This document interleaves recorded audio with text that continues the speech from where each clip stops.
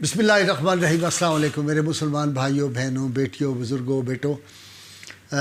आज हम इस पे गुफ्तगू करेंगे कि इन्नल्लाह अला कुल्लि शैइन क़दीर। अल्लाह ताला हर शय पर कादर है। उसकी कुदरत, उसकी ताकत, उसकी अज़मत, उसकी रिफ़तें इंसानी तसव्वुर से मावरा।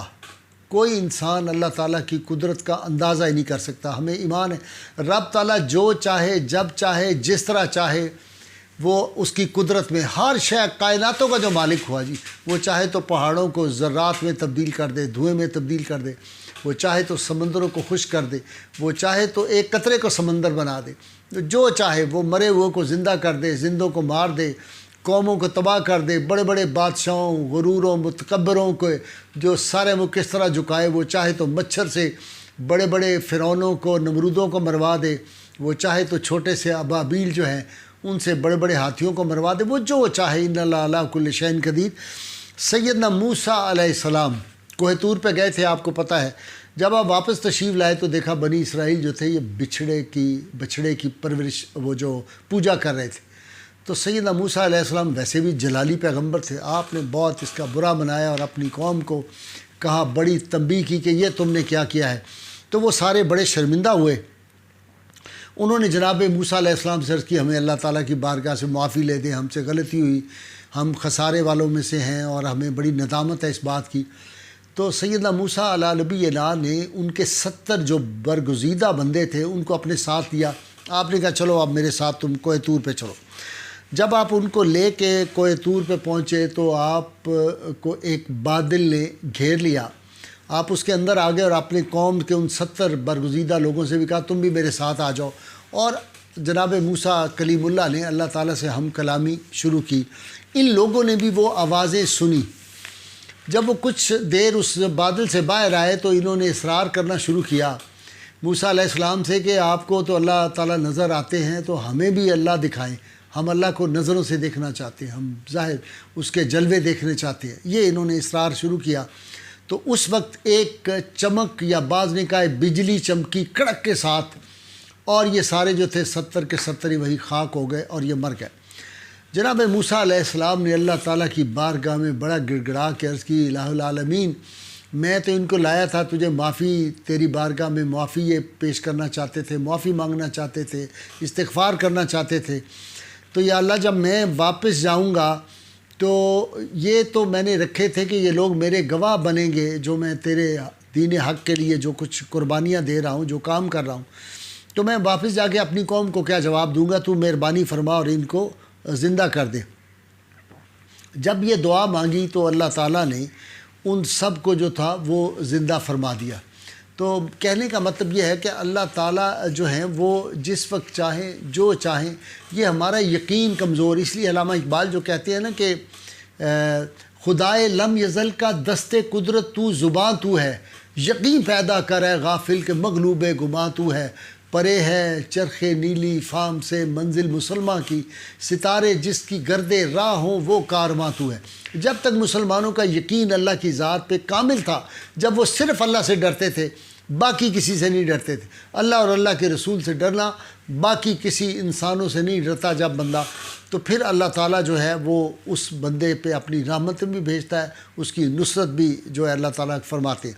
इसी तरह दूसरा वाक़या भी बनी इसराइल का ही है कि इनकी एक कौम थी जिसको वासत कहते थे, और ये एक इलाके में रहते थे जिसे दावदून जो था वो उसको लोग कहते थे। ये दावोदान जो था ये एक शहर था, इसमें ये रहते थे कि वहाँ पे ताउन का मर्ज़ आ गया। उनके जो बड़े उमरा थे, जो शुरफा थे, दौलतमंद लोग थे, वसाइल थे, सवारियाँ थी, वो जल्दी जल्दी जो ही ताउन का मर्ज़ शुरू हुआ तो वो भाग के किसी और बस्ती में चले गए। गरीब गुरबा जो थे जिनके पास वसाइल नहीं थे वो रह गए। जिस तरह हमारे यहाँ भी जो लोग दौलत लूटते हैं या कभी कोई आफत आ जाए तो वो जहाज़ों पे बैठते हैं, वो लंदन अमेरिका चले जाते हैं। हम और आप गरीब लोग जो हैं वो यहीं रहते हैं और हमने यहीं रहना है। उन लोगों का जिनकी दौलतें बाहर होती हैं उनका इस मुल्क से कोई ताल्लुक़ नहीं होता। ये इसी मुल्क के जो गरीब आवाम हैं, जो मिडिल क्लास है, ये वही होते हैं जो इस मुल्क से प्यार करते हैं और मुल्क के साथ सिंसियर हैं। दौलतमंद तो यहाँ सिर्फ दौलत लूटने के लिए आते हैं। खैर وہ لوگ جو تھے جب وہ چلے گئے غریب غربا بہت مر گئے، تو بعد میں غریبوں نے بھی سوچا، جو لوگ بچ گئے تھے، کہ اگر آئندہ طاعون آئی تو ہم بھی باہر نکل جائیں گے اور اس طرح ہم بچ جائیں گے۔ وہ امراء بھی واپس آ گئے۔ اگلا برس آیا تو پھر طاعون کا مرض آیا۔ تو یہ لوگ یقین رکھنا چاہیے۔ آپ نے دیکھا کہ یہاں ہمارے ہاں بھی یہ جو پیچھے وبا آئی ہوئی تھی کرونا کی، اس میں جن کو اللہ تعالیٰ نے، جن کا لکھی ہوئی تھی موت، وہ چلے گئے، جن کو بچنا تھا اللہ تعالیٰ نے ان کو بچا لیا۔ آپ نے دیکھا ہے کس طرح لوگ جو تھے گرتے تھے پتوں کی طرح۔ خیر وہ اگلا برس جب آیا تو سارے لوگ نکل گئے اس بستی سے، یہ جا کے ایک پہاڑ کے دامن میں اکٹھے ہو گئے، اور اس خیال سے کہ اب ہم بچ جائیں گے۔ وہ یقین جو تھا قدرت پہ وہ نہیں رہا۔ وہاں جب گئے تو وہاں پہ جو تھا وہ اس طرح کی ایک کیفیت ہوئی کہ ایک فرشتہ آیا، ایک نے نیچے سے آواز دی، ایک نے اوپر سے آواز دی کہ مر جاؤ۔ بس یہ آواز جو تھی یہ ایسی تھی کہ بغیر کسی بیماری کے، طاعون سے تو بچ گئے، لیکن موت نے ان کو پکڑ لیا اور وہ سارے مر گئے۔ اس کے بعد انہوں نے یہ کیا کہ وہ ایک ہفتہ ان کو دیکھتے رہے، تو انہوں نے دیکھا ان کے جسم پھول گئے ہیں اور جانور آنا شروع ہوئے۔ انہوں نے کہا یہ تو جانور کھا جائیں گے۔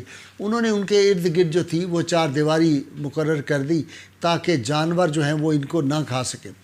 ایک عرصہ گزرا، ان کی ہڈیاں گل سڑ گئیں، سب کچھ ہو گیا۔ تو اس وقت کے جو نبی تھے حضرت حزقیل علیہ السلام جو تھے، ان کا گزر ہوا، اور یہ جناب موسیٰ علیہ السلام کے بعد تیسرے آپ کے وہ جو نبوت موسوی تھے اس کے تیسرے خلفاء میں سے تھے، یہ بھی اللہ کے نبی تھے۔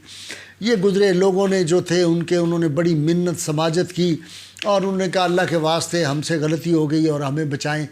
یہ اللہ کے ایسے نبی تھے، اور بعض نے ان کو لکھا ہے کہ ذوالکفل بھی انہی کا نام ہے۔ ان کی دعا سے جو تھا وہ 70 انبیاء کو یہود شہید کرنا چاہتے تھے، تو ان کی وجہ سے اللہ تعالیٰ نے، انہوں نے ان انبیاء کو بچایا اللہ کی توفیق سے، اور ان کو منع کیا، اور وہ لوگ ان کو نکال دیا وہاں سے، وہ انبیاء محفوظ رہ گئے۔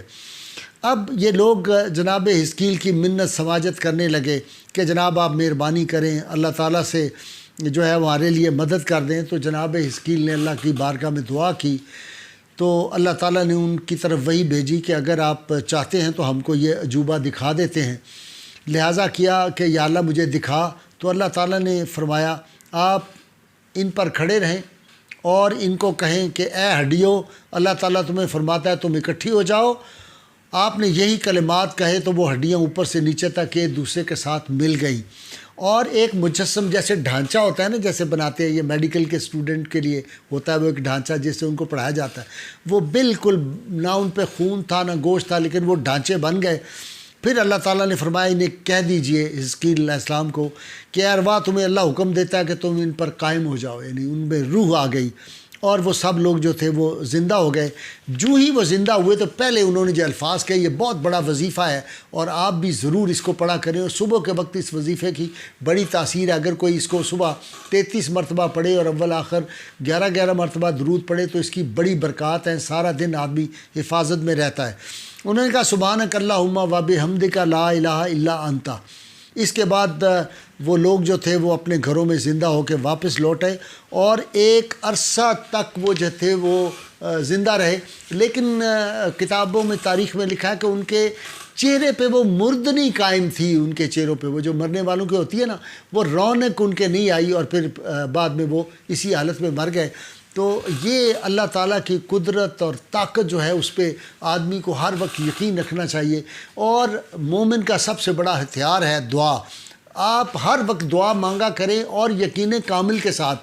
لوگ میرے پاس بہت زیادہ مجھے میسیجز ہزاروں کی تعداد میں آتے ہیں، سینکڑوں روز کے لوگ پوچھتے ہیں کہ جی وہ کوئی وظیفہ بتا دیں، وہ ہم نے دعا پڑھی تھی، بعض کہتے ہیں وہ جی ہو گیا کام، بعض کہتے ہیں نہیں ہوتا۔ میں انہیں ایک ہی بات کہتا ہوں، میرا اپنا عمل بزرگوں سے جو میں نے سنا اور عمل، کہ یقین اللہ کی ذات پہ ہونا چاہیے۔ میں نے زندگی میں آپ کو پتہ ہی ہے ختم نبوت کے معاملات تھے، ناموس رسالت کے تھے، بڑے بڑے فرعون وقت جو تھے وہ مجھے نقصان پہنچانا چاہتے تھے، آج ان کا کوئی نام بھی نہیں جانتا، وہ ذلیل و خوار ہو کے پتہ نہیں کہاں ذلیل ہو رہے ہیں، اور اللہ تعالیٰ نے ہمیں اسی طرح عزت سے نوازا ہے، اس کی کرم نوازی ہر لمحے ہے۔ اور ایک دعا آپ نے میری فرمائش پہ روز کرنی ہے کہ اللہ تعالیٰ جن لوگوں نے اللہ کے گھر کی بے حرمتی کی ہے، وہ مسجد وزیر خاں ہو، وہ بادشاہی مسجد ہو، وہ مسجد غوثیہ مسلم ٹاؤن ہو، ان کی جن غنڈوں نے، بدماشوں نے، جنہوں نے اس کی بے حرمتی کی ہے، وہ جن کا اس میں ہاتھ ہے، جنہوں نے ان کو حکم دیا، اللہ تعالیٰ ان سب کو غارق کرے اور ان کی نسلوں کو اللہ تعالیٰ برباد کرے۔ مجھے یقین ہے میری ایسی ایسی بیٹیاں، بہنیں، بھائی اور بزرگ ہیں جن کی یہ دعا جو ہے، یہ ضرر، یہ انشاءاللہ اللہ کی بارگاہ میں قبول ہوگی۔ آپ دیکھیں گے کہ وہ ان کا کیا حشر ہو رہا ہے، اس وقت بھی ان کا چین آرام ختم ہوا ہے، وہ لوگ ایک جہنم کی زندگی گزار رہے ہیں، اور انشاءاللہ تعالیٰ آپ دیکھیں گے یہ جہنمی لوگ ان کا کیا حشر ہوتا ہے۔ اور نعرہ آپ نے لگاتے رہنا ہے، کیونکہ پاکستان کے اندرونی دشمنوں کو اور بیرونی دشمنوں کو یہ نعرہ نہیں پسند، اور اسی لیے میں ایک بات کہتا ہوتا ہوں، اور سارے ہندوستان کے بھی جو پاکستان کے دشمن لوگ ہیں ان کو بڑی تکلیف ہوتی ہے کہ جس کا باپ ایک اور ماں نیک ہو اس کو یہ نعرہ بڑا بھاتا ہے، وہ خوش ہوتے ہیں، اور جن کے کوئی گڑبڑ ہو ان کو یہ نعرہ اچھا نہیں لگتا۔ تو ہم نے یہ نعرہ لگانا ہے، اور میں نے یہ تحریک شروع کرنی ہے۔ یہ لندی کوتل سے لے کر، باڑہ سے لے کر، اور کراچی کے ساحل سمندر تک اور کوئٹہ تک، یہ ہر جگہ ہم نے نعرے کی لگانی ہے۔